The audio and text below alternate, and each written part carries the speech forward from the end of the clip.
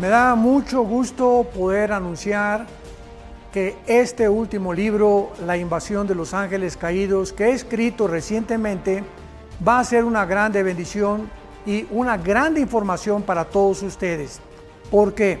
Porque tanto en los canales de televisión como en las series de Discovery Channel y National Geographic han tratado de investigar tanto dentro de la ingeniería, dentro de la investigación espacial, y dentro de todas estas áreas de las disciplinas que existen, qué fue lo que sucedió con las pirámides de Giza, las de Machu Picchu en Perú, las de Stonehenge en Inglaterra, las construcciones de los mayas.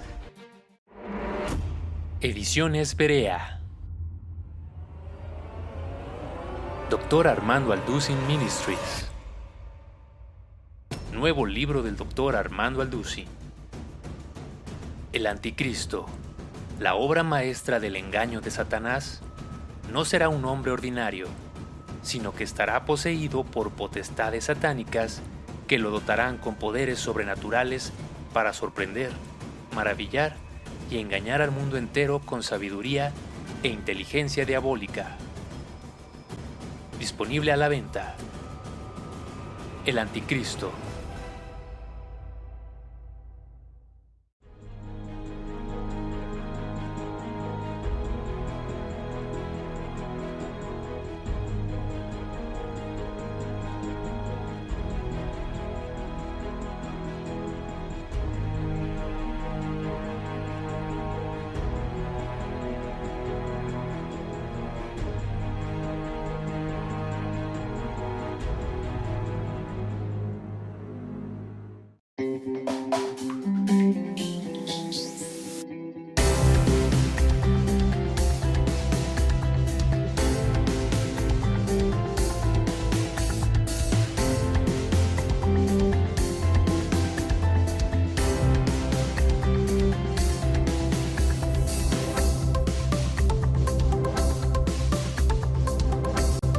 Estamos llevando a cabo esta serie titulada Conociendo los tiempos del fin, donde estamos analizando profundamente en la Biblia realmente en qué nos encontramos y cómo podemos demostrar sin ningún lugar a dudas que realmente nos encontramos en la última generación. Y una de las cosas más importantes que tenemos que entender los cristianos es que es el tiempo de volverse a Dios. Es el tiempo de tomar en serio a Dios. La Biblia está llena de advertencias, como Mateo 7, en aquel día me dirán, Señor, Señor, hablamos lenguas, hasta demonios echamos, hicimos milagros, a muchos les hacíamos y se caían, etcétera, etcétera.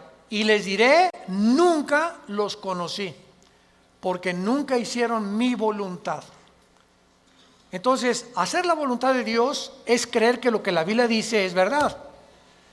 Y si tú vienes a un estudio de francés, o a un estudio de hebreo, o de italiano, o vas a la escuela a estudiar geografía, imagínate que el maestro sepa que no llevaste tu libro de geografía, o tu libro de historia, o de civismo, o de todos los libros, ¿verdad? En mis tiempos que teníamos la mochila cargada como con 10 libros. Entonces nos sacaba de la clase el maestro en aquel tiempo. Entonces venía la Biblia, venía el domingo a la iglesia y no traer el libro. Pues ¿a qué vienes, no? Pues nomás vengo a oír. Vengo a escuchar nada más. Pero cuando tienes la Biblia en tus rodillas y hablando el predicador, pero es que como están los versículos ahí en la pantalla, ¿para qué traigo ya la Biblia? Porque si no la aprendes a manejar, a ver el libro de Amós, me voy al índice, Amós página 1195, la busco rápidamente y me doy cuenta que comienzo a manejar mi Biblia y comienzo a descubrir dónde se encuentran en el Antiguo los Salmos, que está a la mitad de la Biblia, los Proverbios, el Apocalipsis, y no andas buscando Génesis en los Evangelios. Entonces, esta es la razón por la cual el cristianismo se encuentra como se encuentra.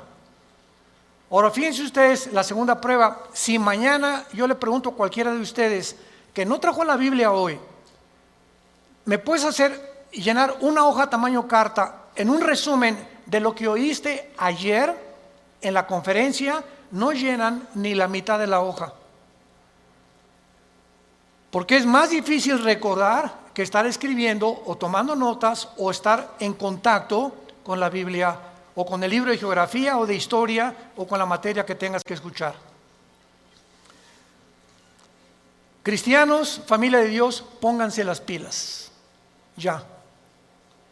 Ya estuvo suave solamente de venir a calentar una silla el domingo sin tener en cuenta las grandes responsabilidades que tenemos como hijos e hijas de Dios. En la Biblia encontramos dos patrones que nos muestran claramente que Dios tiene en su plan cósmico de los tiempos cronología, porque dice: yo soy el primero, yo soy el postrero, desde el principio hasta el fin.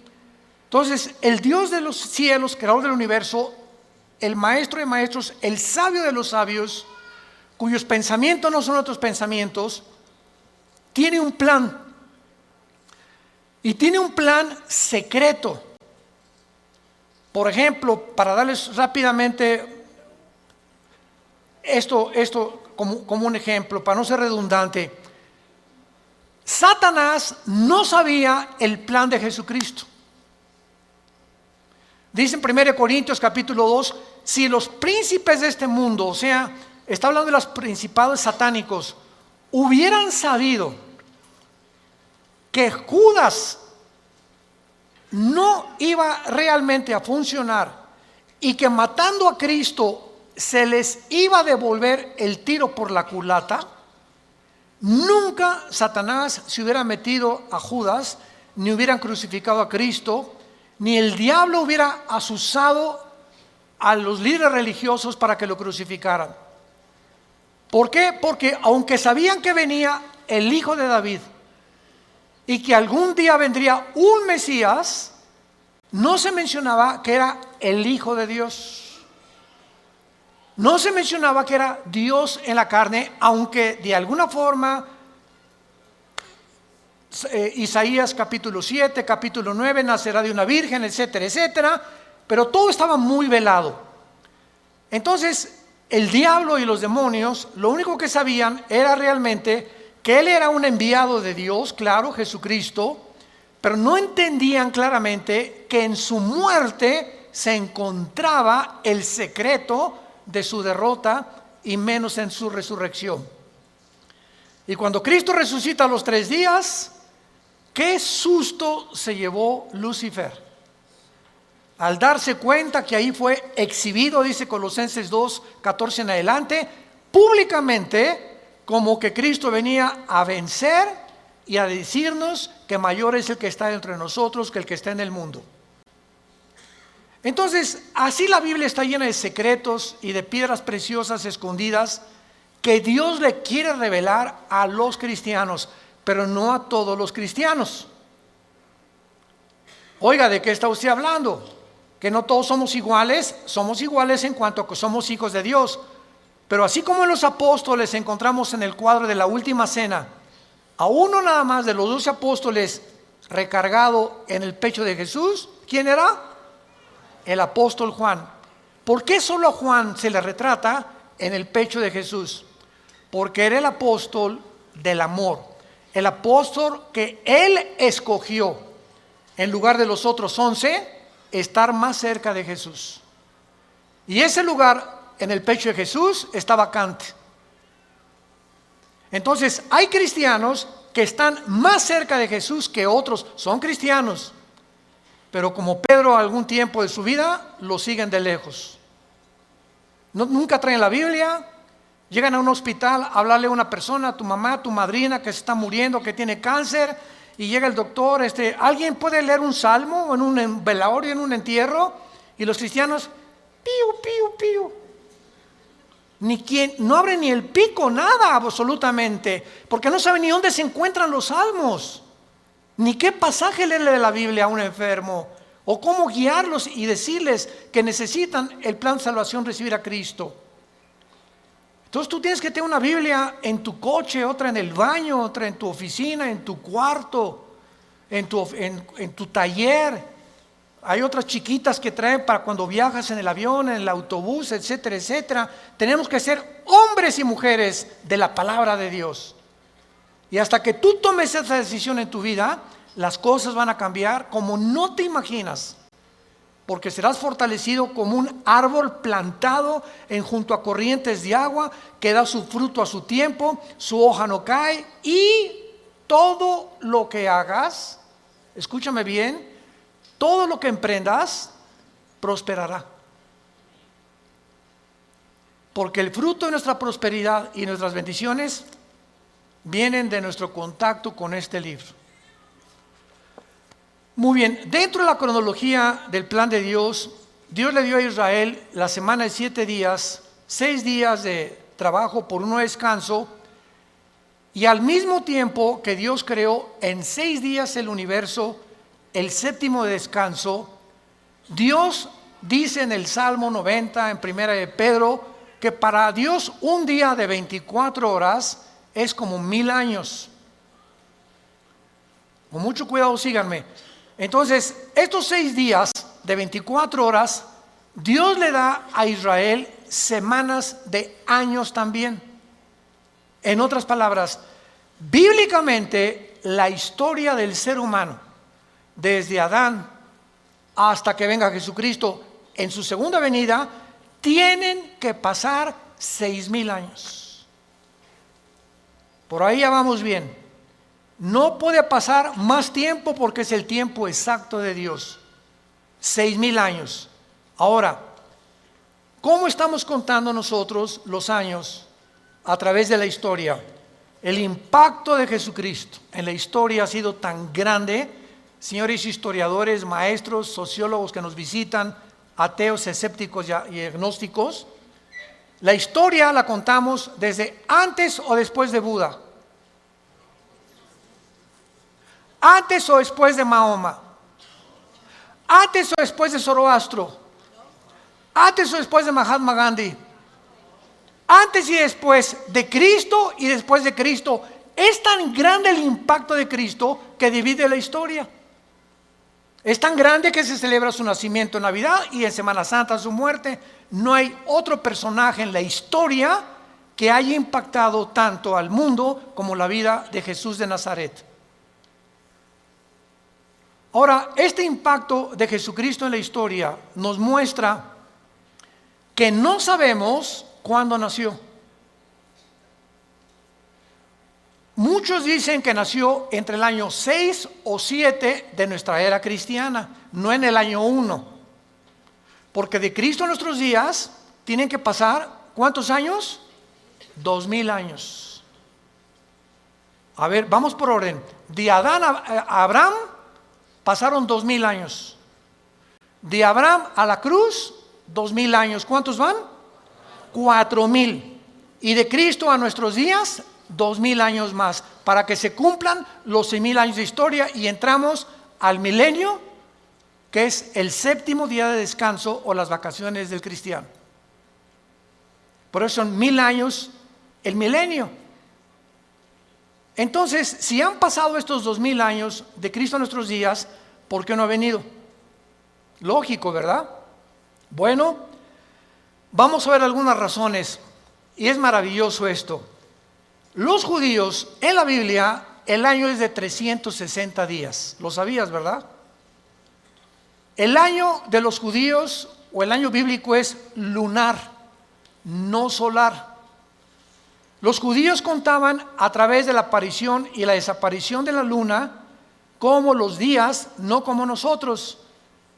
Y cuando un papa llamado Gregorio, en el siglo II, siglo III después de Cristo, el papa Gregorio cambió el calendario lunar por el calendario solar que nosotros tenemos, de 365 minutos y segundos. O sea, se le agregaron al calendario 5 días por año más los años bisiestos. Entonces aquí hubo un desajuste, porque cuando llegaron los romanos en el año 70 después de Cristo, de que Él murió, y finalmente en el año 135 después de Cristo, cuando ya arrasaron con Jerusalén, todos los libros de la Torá y los libros del judaísmo, donde tenían ellos la cronología y la contabilidad de los años desde Adán a nuestros días, de acuerdo a las genealogías de la Torá, desaparecieron. Y después los judíos volvieron otra vez a sacar 2 libros más aparte de la Torá, que se llama el Talmud y el Mishnah. Estos 2 libros no son inspirados por Dios.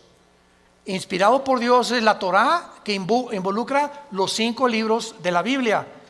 Por eso es Torá. Los primeros 5 libros de la Biblia son el Pentateuco, como se llama, o la Torá, porque son los libros que Dios le dio a los judíos con las leyes de Israel. Pero el Mishnah y el Talmud son interpretaciones de la Torá. Entonces no fueron inspirados por Dios. Y en el Talmud y el Mishnah hay 600 más mandamientos que los judíos tienen que cumplir. Como por ejemplo en el Shabbat. La última vez que mi esposa y yo estuvimos en Jerusalén, ahora los invitamos, vamos a regresar en junio de este año a Jerusalén. Ya van más de 150 inscritos, increíble. Y a ver si nos alcanzan los cohetes de Irán.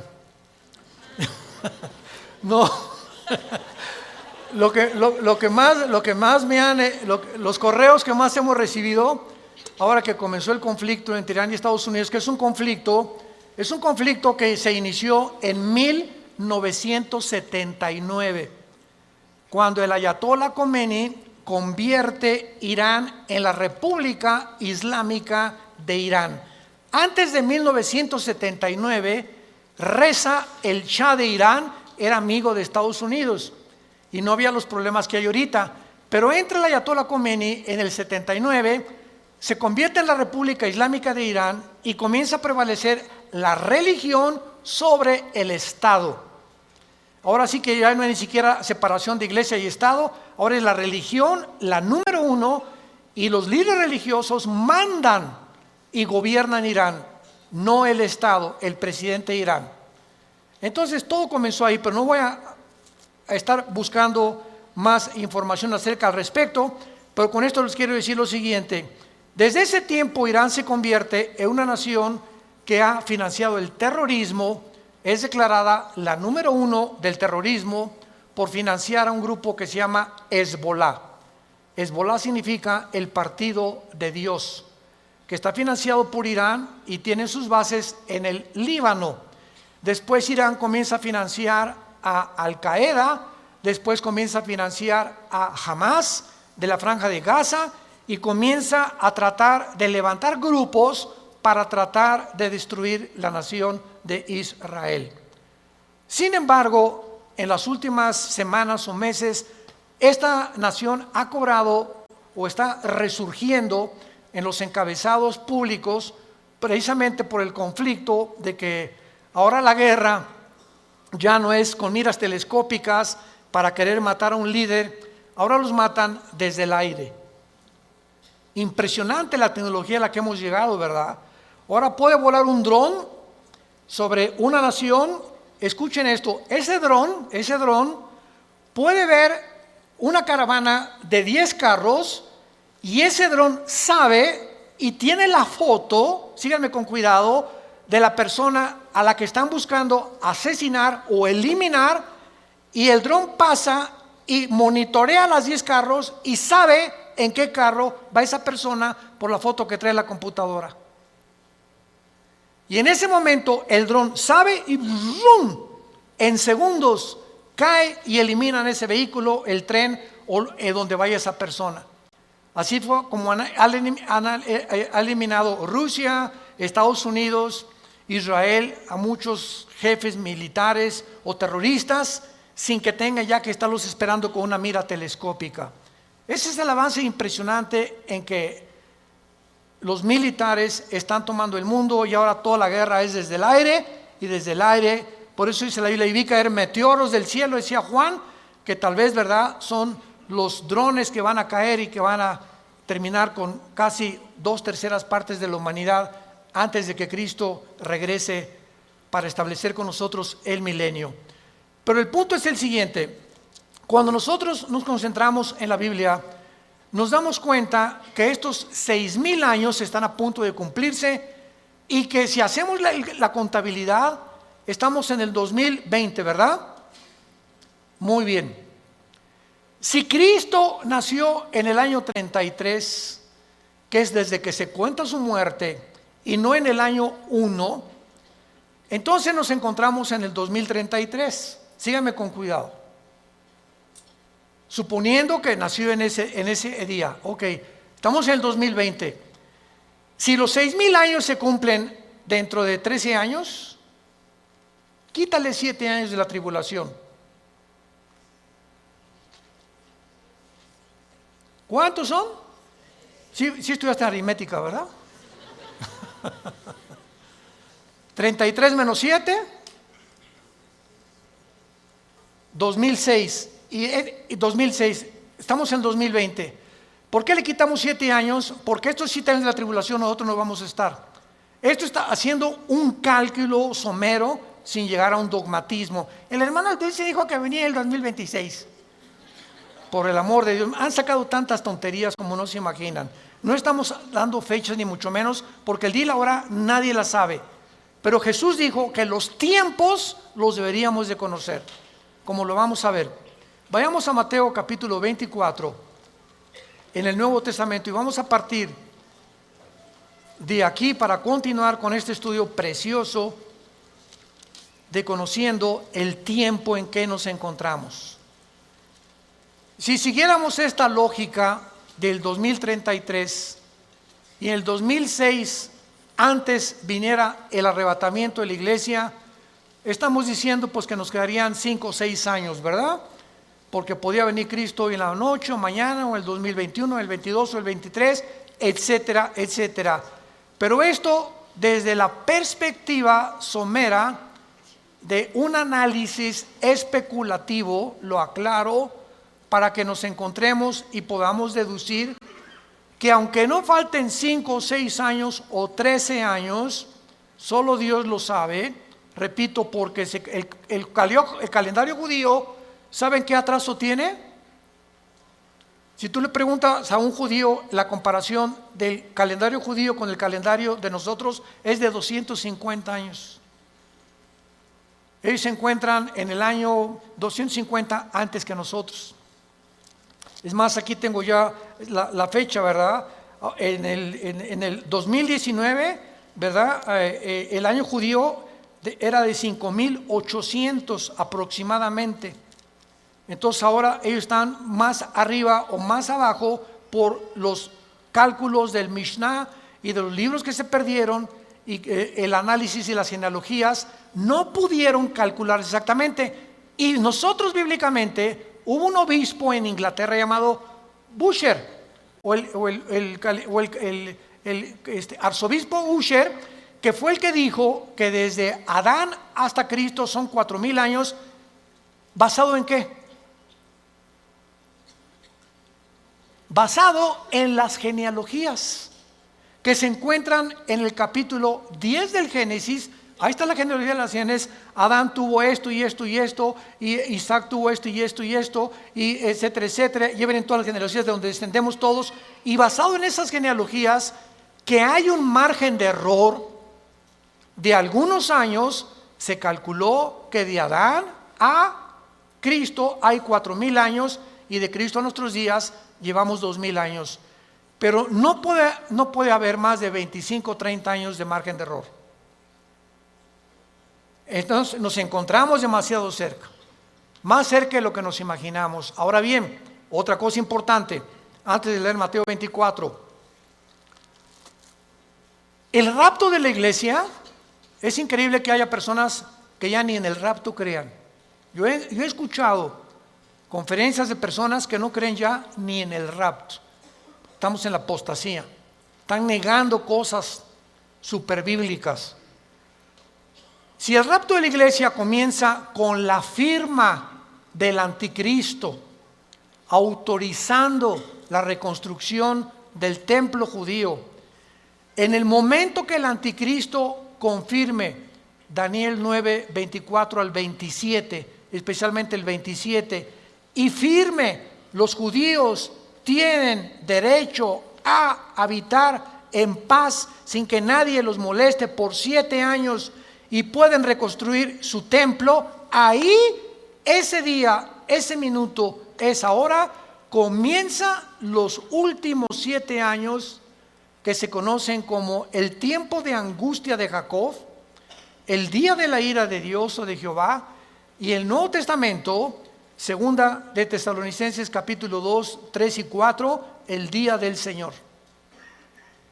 El día del Señor no es el día del rapto, el día de Cristo es el día del rapto, el día del Señor es el tiempo de la tribulación, para que sepamos distinguirlo proféticamente a ustedes que les interesa el estudio de las profecías. Entonces, desde ese momento, muchos creen que al firmar el anticristo, el pacto, los cristianos desaparecemos y somos arrebatados. No es así. El rapto puede ser 1 año antes de que el anticristo confirme el pacto. ¿Me van siguiendo con mucho cuidado? El arrebatamiento puede ser 3 años antes de que el anticristo firme el pacto. O puede ser 1 semana y a la semana el anticristo confirme el pacto. Entonces no hay tiempo para poder establecer el rapto, ni el día, ni la hora.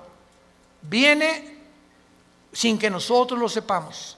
De repente desaparecemos del mundo y pueden pasar 1 año, 2 años, 6 meses cuando comience la gran tribulación. Pero lo que es importante es que cuando la iglesia sea sacada del mundo, Dios regresa a tratar con Israel espiritualmente. En 1948, cuando los trajo y se constituyeron en una nación libre e independiente, ahí Israel renació, resucitó nacionalmente. Entonces los judíos regresaron en el 48 sin convertirse al Mesías, porque hasta la fecha en Israel la mayor parte de los judíos no creen en el Mesías, en Jesús. Solo un judío que se convierte se llama judío mesiánico. Nunca ellos se llaman cristianos. ¿Saben por qué? Porque cuando oyen la palabra cristiano, los judíos asocian el cristianismo con la Iglesia Católica. Y la Iglesia Católica los persiguió más de 250, 300 años en la Inquisición con el señor Torquemada en España. Y a los judíos que no querían aceptar a Roma como la salvación, los torturaron, los quemaron, los abrieron de piernas, a las mujeres les sacaban el bebé del vientre, hicieron terribles cosas que Hitler parecería Pinocho con lo que hicieron los nazis. Todos los judíos oyen hablar del cristianismo. Cuando veamos a Israel se los vamos a advertir. Aguas porque ahí vienen las piedras, O sea, sobre todo en el muro de los templos, cuando están todos los judíos orando, ya ven que ellos hacen así. ¿Saben por qué hacen así al orar ellos? Porque uno de los salmos dice que al orar deben menear la cabeza y recordar que deben recordar lo que están orando. Por eso oran así ellos, entierran sus papelitos en el muro de los lamentos, traen su kipá, cubierta la cabeza. A nosotros se nos prohíbe taparnos la cabeza cuando estemos orando. 1 Corintios capítulo 11. Entonces ellos lo pueden hacer porque son así, esa es su costumbre. Pero ellos, ¿verdad?, no creen en el Mesías y ellos asocian. Si les dice soy cristiano, ellos no saben que el cristianismo no es el catolicismo. El catolicismo es la perversión del cristianismo. El catolicismo nació 250 años después de Cristo. Durante 250 años no hubo papa, no hubo liturgias, no hubo sacramentos, no hubo santos a quienes invocar. No tenías que tomar una cosa o una hostia para decir que estabas recibiendo a Cristo. Pero se convierte Constantino, el último emperador romano, y entonces absorbe el cristianismo antes de él como la religión oficial del Sacro imperio romano. Y decimos en mi tierra, es la misma gata pero revolcada. Entonces, el imperio romano políticamente se da la vuelta y se convierte con el mismo poder, escúchenme, pero religioso.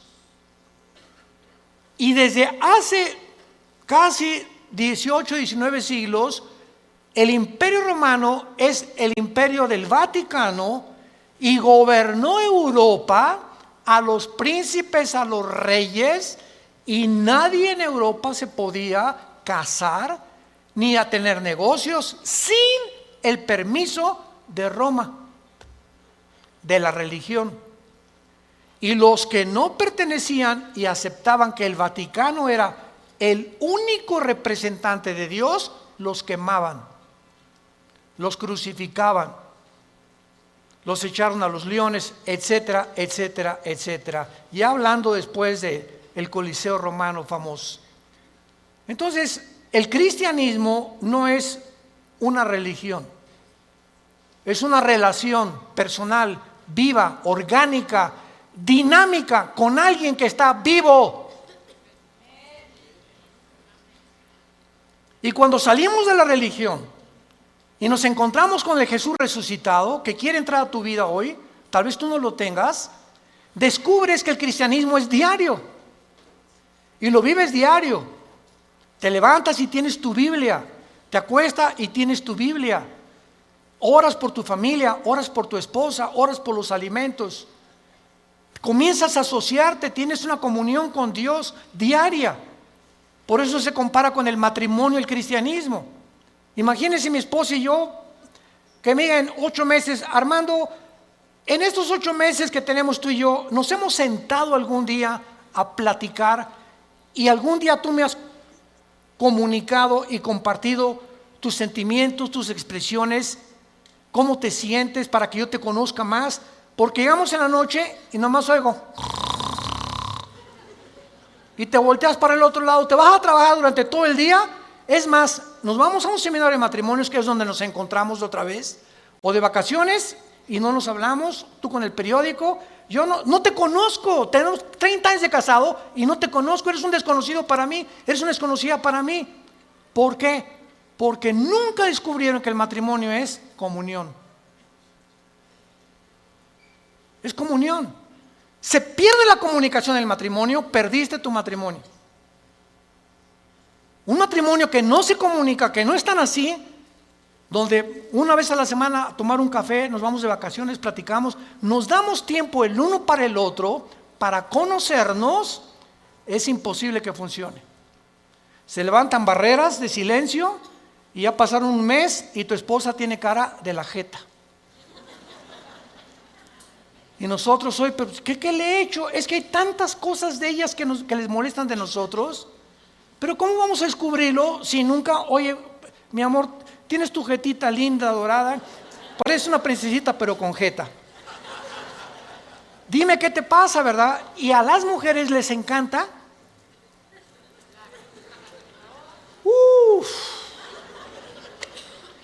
Porque no son como nosotros. Pueden hablar 5 horas, 6 horas con sus amigas, con lo que sea, y se despiden y en el teléfono siguen hablando y desde el carro siguen platicando, etcétera, etcétera. Y cuando llegamos nosotros que no nos gusta eso, y tenemos que entender que a ellos les gusta eso, perdón, ya parece que estamos en un seminario de matrimonios. Ya me estoy saliendo del tema, les pido perdón. Bueno, se van a enojar y así es el cristianismo. Ok, entonces el cristianismo no es una religión, es una relación con Cristo diaria. No es el domingo, imagínate, cada domingo a tu esposa de 5 a 6 te comunicas con ella. Así es la religión. El domingo voy a misa, a la iglesia, y lunes, martes, miércoles, jueves, viernes ni me acuerdo, ni abro la Biblia, ni oro, ni nada. A lo mucho me echo una persinada de vez en cuando va a meter el gol de la América. O cuando salgo a jugar al campo, ¿verdad? O meto un gol, me echo la persinada también. Es la forma en la que el ser humano vive con la religión. En Mateo 24, versículo 32 al 35, es uno de los pasajes claves claves para saber en qué tiempo nos encontramos. Y es el que queremos analizar brevemente en esta mañana. Mateo 24, 32 al 34. Jesús dice, de la higuera aprendan la parábola. Número 1, para entender esta parábola de Jesucristo, tenemos que entender qué es la higuera, qué es la vid y además qué es el olivo, que son los tres árboles que se usan, el olivo, la higuera y la vid, para diferentes fases de la vida de Israel. Entonces, por ejemplo, la higuera, ¿verdad? Es, como lo vamos a ver, representa a el Israel. El olivo representa las condiciones de Israel y la vid representa al sistema religioso de Israel. Entonces, cuando Cristo está hablando de la higuera, inmediatamente lo podemos asociar, porque la Biblia no es de interpretación privada, con Israel. Porque Israel es la higuera y hay cantidad de pasajes en el Antiguo Testamento donde se representa a Israel como la higuera. Muy bien, de Israel aprendan la parábola. Ahora ya vamos con un poco más de luz. Cuando ya su rama está tierna y brotan las hojas, noten que no dice el fruto. ¿De acuerdo? Cuando ustedes vean que ya está tierna y las hojas comienzan a salir, que siempre salen antes que el fruto de las hojas de todos los árboles, sepan que el verano está cerca. En otras palabras, cuando ustedes vean que Israel renace, ¿cuándo fue esto? El 14 de mayo de 1948, después de casi 2000 años que Israel fue dispersado, exiliado por todas las naciones del mundo. El milagro más grande de la historia es Israel, porque es la única nación en toda la historia que en un día se constituyó libre, soberano, estado independiente. Nunca en la historia nadie había podido levantarse o formarse como una nación, porque las naciones necesitan una constitución, necesitan o una república, o qué ideología vamos a tener, o para muchos años para que se forme una república como México, Revolución Mexicana, y Pancho Villa se pelea con Zapata, en el norte, Zapata en el sur, se junta, matan a Álvaro Obregón, viene la revolución, todos los Porfirio Díaz y todo lo que pasó, y poco a poco se va formando una república, y viene la constitución, etcétera, etcétera. Tarda años muchas veces en tener una constitución y formarse una nación. Israel en un día se forma toda la constitución de Israel. Por eso es un milagro. Cuando vean ustedes esto, versículo 33, cuando vean todas estas cosas, ¿qué cosas? Las cosas que en Mateo 24 oirán de guerras, rumores de guerras, pestes, hambres, terremotos. Será el principio, no el fin, el principio de los dolores. La generación que vea nacer a Israel, ¿quiénes somos? Nosotros. Los que han nacido entre 1946 a nuestra fecha se llaman los baby boomers. Ahorita creo que le llaman los millennials, ¿verdad? ¿O cómo les llaman, Caleva? Los de millennials. Ya tantos nombres, ya yo creo que le llaman los cibernéticos. Bueno, del 46 a nuestros días, una persona que nació en el 46 tiene ahorita 70, 73, 75 años, más o menos. Dios dice que los que vean estas cosas pasando, conozcan que está a la puerta. De cierto les digo. no pasará la generación de los baby boomers, versión de Alducin. Traduciéndolo al léxico del siglo XXI, no pasará la generación del 48 hasta nuestros días, hasta que todo esto acontezca. Más claro Jesús no podía ser. Ahora muy bien, ¿cuánto es una generación? El Salmo 90 y 1 de Pedro capítulo 3 dicen que una generación es aproximadamente entre 80 y 90 años de edad. Dice los más fuertes 85, 90. Porque sabemos que antes del diluvio pasaban hasta los 500. Noé a los 500 años fue papá. ¿Se imaginan? Matusalem a los 969 años es el personaje más grande que ha vivido, más que tu abuelito y el mío. Matusalem, 969 años. Viene el diluvio, cambió todo. ¿Y saben por qué se redujo la edad? Porque si Dios nos hubiera dejado vivir más tiempo, ya nos hubiéramos matado como las ratas. ¿De qué estoy hablando? Agarra un cuarto de 5 metros por 5 metros y mete 50 ratas. Van a vivir un mes. Redúcelo a la mitad. Van a vivir 15 días porque se matan más rápidamente. Y mientras más lo reduzcas, más rápido se muerden unas a otras. Mientras más grande el espacio, más tiempo viven. Entonces, así nosotros, Dios tiene que reducir más y más nuestra vida, porque mientras más querramos vivir, si así con 80 años de edad estamos al punto de una tercera guerra mundial, ahora imagínense que Dios nos hubiera concedido que viviéramos más tiempo. Entonces, por la misericordia de Dios, se redujo la vida en los más robustos, 85, 90 años. En el caso de mi familia, mis abuelos maternos de 97, 95 años murieron. En el caso de mi paterno, mi abuelo murió de 90, mi abuela de 95. Muy bien, veamos ahora estas cosas.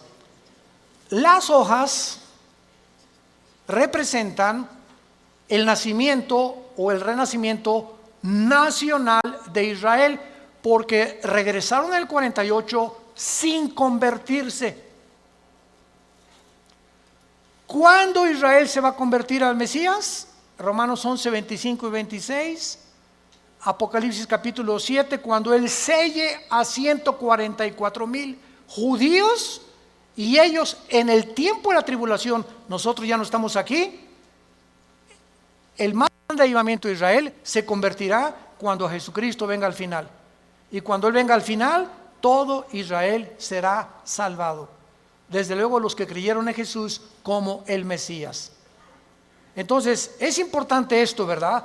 Porque las hojas representan el renacimiento de Israel de 2000 años y el nacimiento de la generación de la higuera.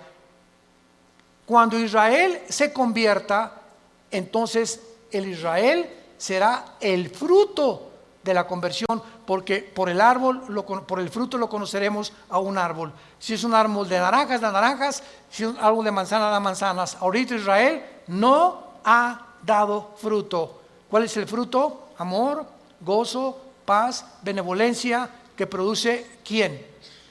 El Espíritu Santo. Y ellos no tienen a Ruach el Kadosh, al Espíritu de Dios que tiene la iglesia que Dios nos ha dado. Muy bien. Ahora, es importante que veamos en el capítulo 21 de Lucas algo sensacional, algo asombroso acerca de esto. Porque aquí hay una señal que es la siguiente. Si Israel no hubiera regresado en el 48, no sabríamos qué tan cerca estábamos del rapto. Tenía Israel que regresar en el 48 a la Biblia, porque desde el 48 que regresó Israel a la Biblia, se puede cumplir el rapto. Entonces, el hecho que hayamos nosotros sido la generación que esté contemplando este milagro de Israel en el 48, nos habla que el tiempo está ya contado. Si Israel no hubiera regresado, el anticristo, ¿qué va a perseguir? ¿Me están siguiendo? Si Israel no hubiera regresado, ¿quiénes iban a reconstruir el templo? Si Israel no hubiera regresado, ¿a quiénes 144,000 hubiera Dios en el capítulo 7 de Apocalipsis ungido con el Espíritu Santo? Entonces Israel tenía que regresar para que las profecías de los últimos tiempos se cumplieran, y tú y yo somos los testigos.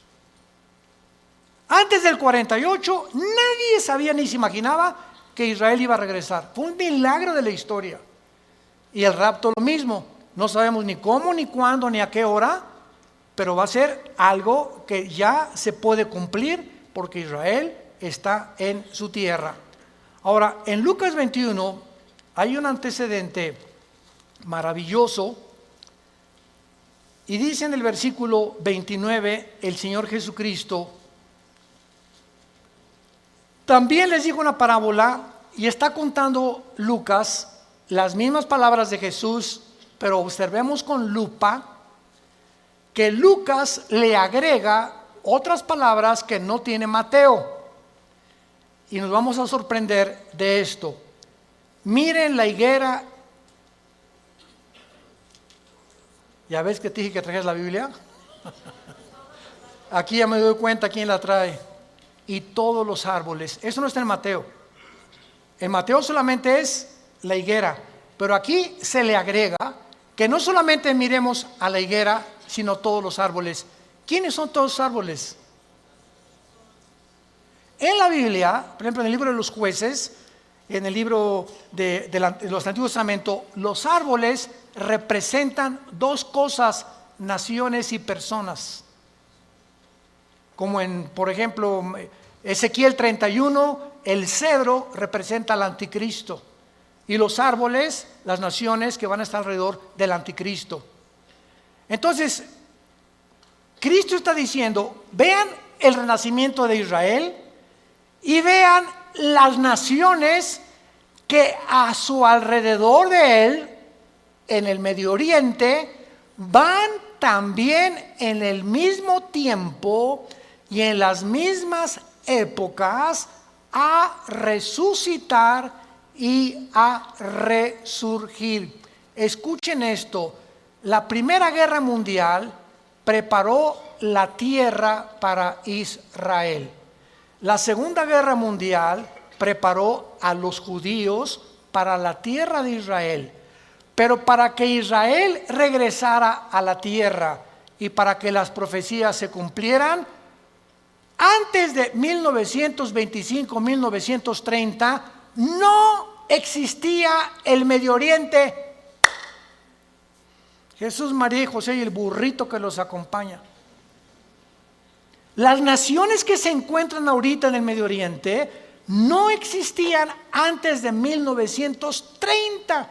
Escuchen ustedes lo siguiente: estos árboles son las naciones que surgieron en el mismo periodo. El Líbano, 1920.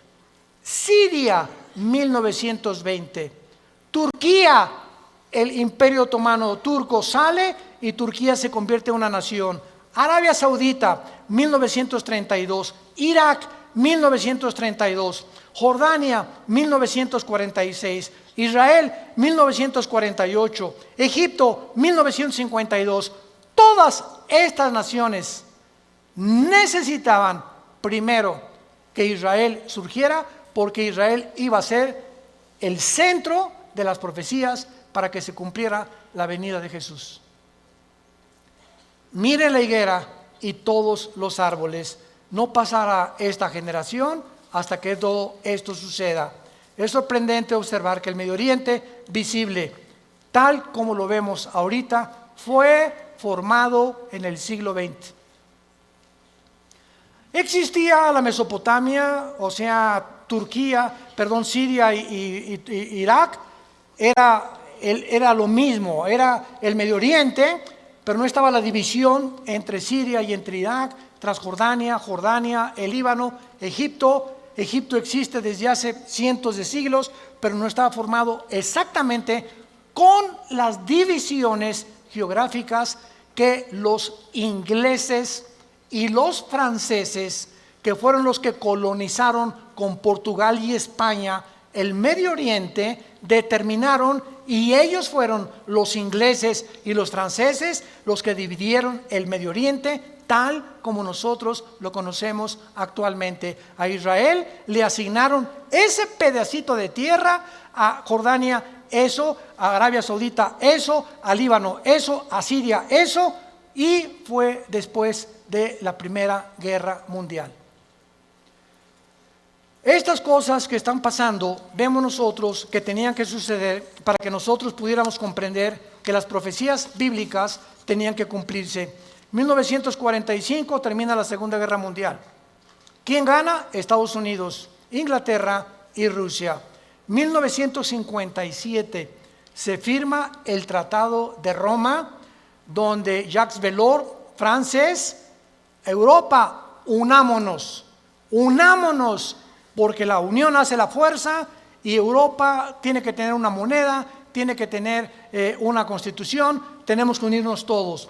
1967, la Guerra de los 6 días, 1989, cae el comunismo y en ese momento comienza la democracia a elevarse en el mundo. 1992, el Tratado de Maastricht forma la Unión Europea. En el 2016, Inglaterra dice a la Unión Europea, ahí nos vemos el Brexit. Los ingleses no quieren someterse al euro, quieren mantener su independencia con la libra inglesa, esterlina, y ellos quieren tener su propio gobierno, no quieren pagarle los impuestos a la Unión Europea. Y estos acontecimientos tenían que suceder después de Israel, del 48. Las Naciones Unidas, la Unión Europea, el Mercado Común Europeo, el Fondo Monetario Internacional, la OTAN, la OPEP, todo tenía que formarse después de Israel. ¿Para qué? Para preparar el camino a las profecías que tenemos aquí de los últimos tiempos, y todos estos eventos han sucedido ante nuestros ojos para que sepamos que los cascos del Apocalipsis se escuchan en el cielo. ¿Qué es el 2021? Violencia, incendios en Australia, más de 1.000 millones de especies, ¿me escuchaste bien?, de animales han muerto en Australia. 1 millón de especies casi en las Américas de animales. Y estamos involucrando también a delfines, ballenas, tiburones y peces. Incendios en California, incendios en otras partes del mundo, inundaciones, tsunamis, cambios de clima, ya no hay primavera, ya no hay verano, huracanes devastadores, cada día con más fuerza, grado 3, grado 4, etcétera, etcétera. Nos encontramos en un mundo convulsivo políticamente. ¿Qué será? ¿Será melón? ¿Será sandía? ¿Comunismo o socialismo? ¿O autocracia? ¿O monarquías otra vez? ¿O una oligarquía? ¿O qué sistema? No, vamos a mezclar mejor ya. Comunismo con capitalismo como China. O socialismo pero también con capitalismo. Y es una ensalada del chef en las ideologías gubernamentales y filosóficas, porque el mundo ha llegado a su fin. Ningún sistema ha funcionado, el comunismo cayó, fue un fracaso, se vuelve a desenterrar al mismo muertito, porque la historia nos enseña que el hombre no aprende de la historia. Y cometemos los mismos errores, porque usted es la generación de los milenistas o milenios, o ¿cómo les llaman? Cibernético les llamo yo, ¿verdad? No han experimentado lo que nuestros padres en la Segunda Guerra Mundial, lo que se sufrió, y ahorita el pasado ya no existe para ustedes. Ahorita solamente la computación y esto dinero, y qué carrera es la que más dinero produce, y por acá y por allá, y somos movidos por una ambición, una especulación, una comercialización de todo en todas las cosas, porque el mundo se dirige al comercio. ¿Sabían ustedes eso? El anticristo va a establecer un sistema de comercio en Medio Oriente que va a ser el Plaza Galerías más grande del mundo, en Irak, donde nació tu madrina. Y cuando nosotros veamos estas cosas, nos damos cuenta que el mundo se encuentra en un precipicio, que nos queda muy poco tiempo. Yo te pregunto, ¿tú eres cristiano? Si me contestas que sí, te hago la segunda pregunta. Desde que tú te convertiste, ¿has guiado a alguna persona a recibir a Cristo en su vida? ¿O eres de las personas que estás en el hospital con tu madrina muriéndose? Pastor, ¿puede venir a hablarle a mi esposa de Cristo? ¿O a mi madrina? Y entonces, ¿que tú no le puedes dar un versículo de la Biblia o compartir el plan de salvación? ¿No sabes cómo guiar a tu madrina en agonía a que reciba a Jesucristo en su cama?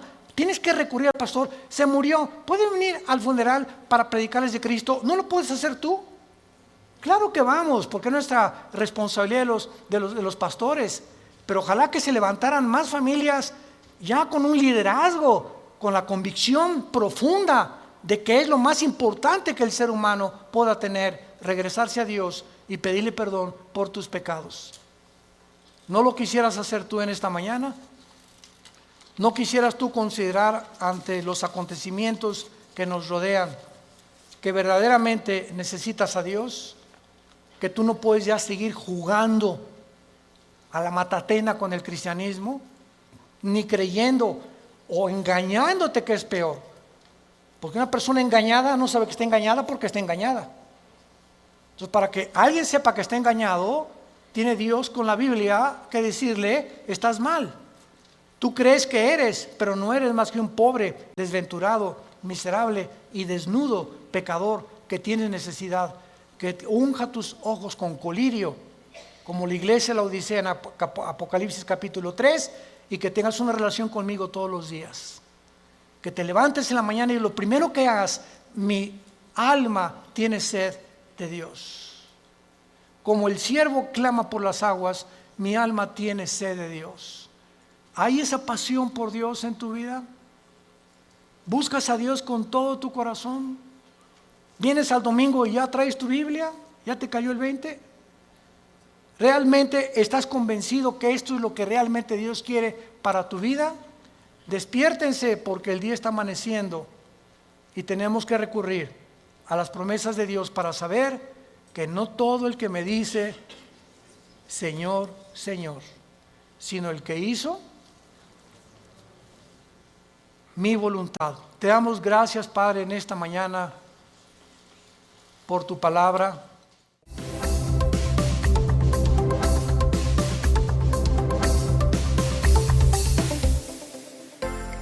Vida Nueva para el Mundo se sostiene y propaga el mensaje de salvación de Jesucristo gracias a Dios y a tus donativos. Llevemos juntos el Evangelio de Jesucristo al mundo entero. Realizamos eventos, seminarios, congresos y diferentes programas para dar a conocer el mensaje de salvación y el poder de nuestro Señor, transformando y edificando vidas de mujeres, hombres, niños alrededor del mundo. ¿Qué pasa cuando decides hacer tu donativo?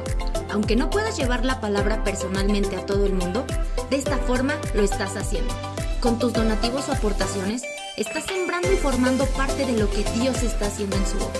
Estás ayudando a traer luz a la oscuridad, paz al conflicto y esperanza a los que no tienen ninguna. Dona desde México.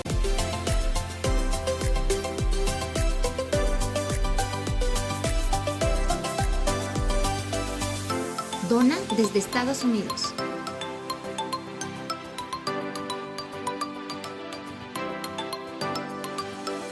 Para el resto de donaciones de otras partes del mundo, www.vidanuevaparelmundo.org.mx/dona. Estamos cumpliendo la gran comisión. Por tanto, vayan y hagan discípulos a todas las naciones, bautizándolos en el nombre del Padre, del Hijo y del Espíritu Santo, enseñándoles que guarden todas las cosas que les he mandado.